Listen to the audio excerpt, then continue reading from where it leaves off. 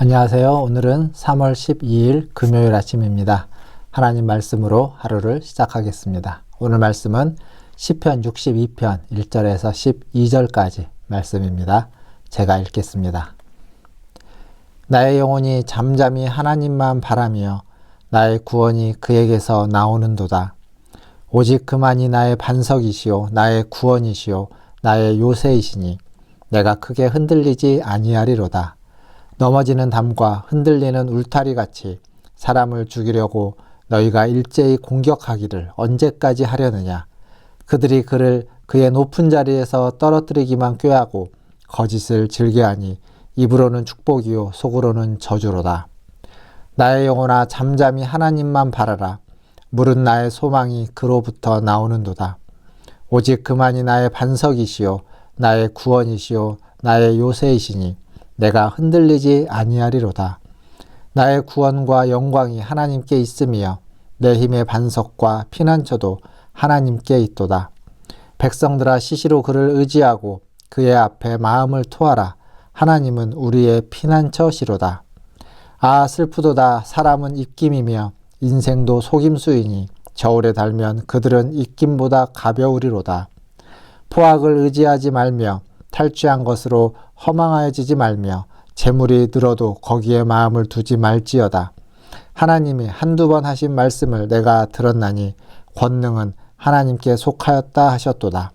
주여 인자함은 주께 속하오니 주께서 각 사람이 행한 대로 갚으심이니이다. 아멘. 오늘 시편에서 시인은 누군가로부터 공격을 당하고 있는 상태입니다. 3절에 보면 너희가 일제히 공격하기를 언제까지 하려느냐라고 합니다. 사람은 공격을 당하면 움츠러들거나 혹은 그 공격에 대항하기 위해서 또 공격적이 될 수 있습니다.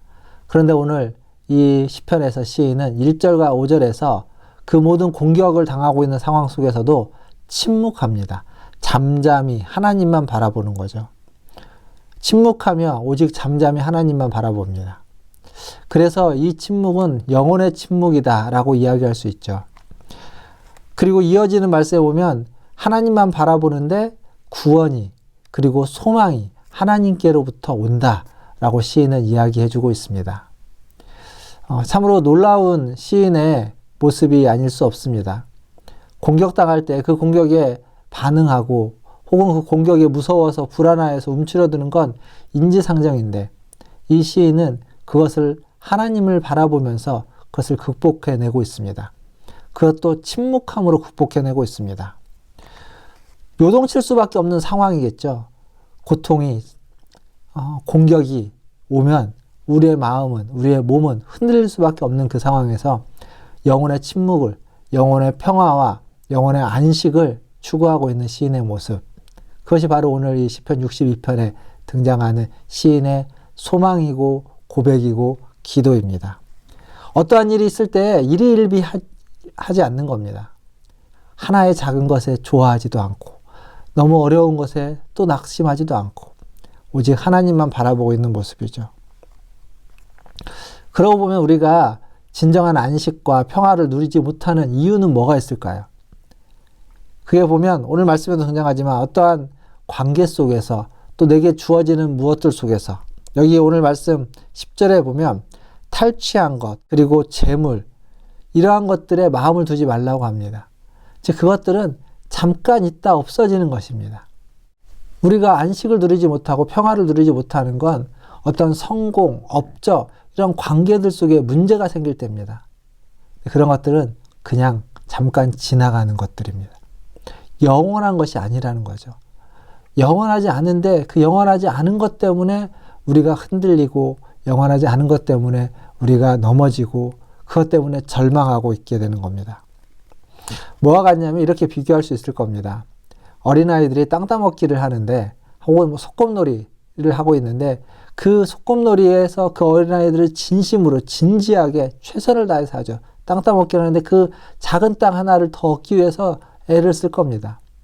근데 거기에 어른이 껴서 하고 있다면 그 땅 좀 잃어버리는 것에 소꿉놀이 하는 것에 별로 일희일비하지 않을 겁니다. 그냥 줄 수도 있고 져줄 수도 있는 거죠. 왜냐하면 그것은 그냥 거기서 놀 때만 필요한 것이지 놀고 나면 아무것도 아니기 때문에 그렇습니다.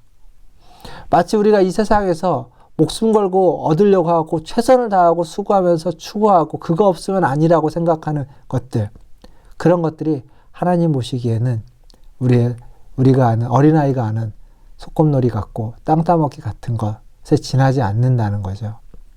그것을 깨달을 때에 우리의 영혼은 침묵할 수 있고 평화를 얻을 수 있고 진정한 안식을 누릴 수 있게 되는 겁니다. 사랑하는 성도 여러분, 여러분의 영혼이 그러한 평화와 그러한 안식 가운데 거하기를 주님의 이름으로 축원드립니다.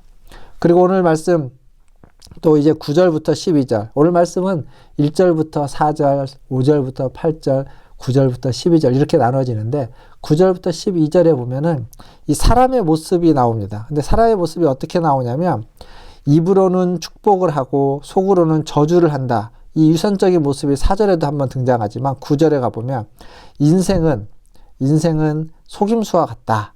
그리고 사람은 입김과 같다. 사람은 입김보다 더 가벼운 존재다. 얼마나 사람이 가벼운지를 이야기해주고 있습니다. 그리고 얼마나 사람이 유선적인지를 이야기해주고 있습니다. 즉, 이 사람의 모습은 이러한 사람에게서는 구원이 나올 수 없다라는 것을 반증해주는 거죠. 구원은 오직 하나님에게서만 나올 수 있다라는 것을 시인은 이렇게 또 이야기해주고 있습니다. 뒤에 가보면은 권능과 인자가 하나님으로부터 온다라고 이야기하고 있습니다. 하나님은 권능이 있을 뿐만 아니라 인자하신 분이십니다. 그래서 그 하나님의 인자하심은 권능이 있기에 실현될 수 있고 이루어질 수 있는 인자하심이 되는 거죠. 우리가 믿는 하나님입니다. 그리고 마지막 12절에 보면 주께서 각 사람이 행한 대로 갚으심이다 라고 되어 있습니다. 사람의 판단은 온전할 수 없습니다. 그래서 그 판단에 의한 결과, 그것을 상과 벌을 주는 것은 제대로 된 것이다라고 누구도 확언하거나 단정할 수 없습니다. 그러나 하나님은 온전히 우리를 아시는 분입니다. 하나님의 판단은 언제나 옳고 언제나 바르십니다. 그래서 하나님이 갚아주신다, 행한 대로 갚아주신다 라고 할 때 하나님은 우리를 정확히 아시고 우리에게 정확히 갚아주실 겁니다.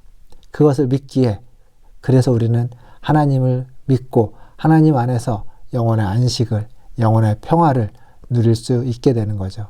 사랑하는 성도 여러분, 오늘 하루 주님 안에서 여러분의 모든 것들을 맡기시고 주님 안에서 안식하시고 평화를 누리시는 그러한 오늘 하루가 되시기를 주님의 이름으로 축원드립니다. 기도하겠습니다. 하나님, 인생의 헛됨과 무능을 깨닫고 하나님의 안에서, 하나님의 품 안에서 하나님을 바라보며 평화와 안식을 누리는 우리 모두가 되게 하여 주시옵소서. 우린 연약합니다. 우린 때로 넘어집니다. 좌절하고 낙심하고 절망할 때가 있습니다. 그러나 주님, 그러기에 주님을 바라보고 주님으로부터 구원과 소망이 나오고 있음을 고백하며 주님을 의지합니다. 오늘 하루 주님을 바라보며 주님을 의지합니다. 주의 영광을 우리에게 비춰주시고 주의 영광이 온 땅 가운데 가득 채워질 수 있도록 은혜 베풀어 주시옵소서. 연약한 우리를 아시는 하나님, 우리의 매일매일을 아시는 하나님, 오늘 하루도 주님의 손에 온전히 맡겨드리오니 주여 은혜 베풀어 주시옵소서. 감사합니다. 우리 성도들과 날마다 함께해 주실 하나님께 감사와 존귀와 영광을 올려드리며 우리 구주 예수님의 이름으로 기도하옵나이다. 아멘. 사랑합니다. 축복합니다. 또 주일에 교회에서 찾아뵙겠습니다. 샬롬.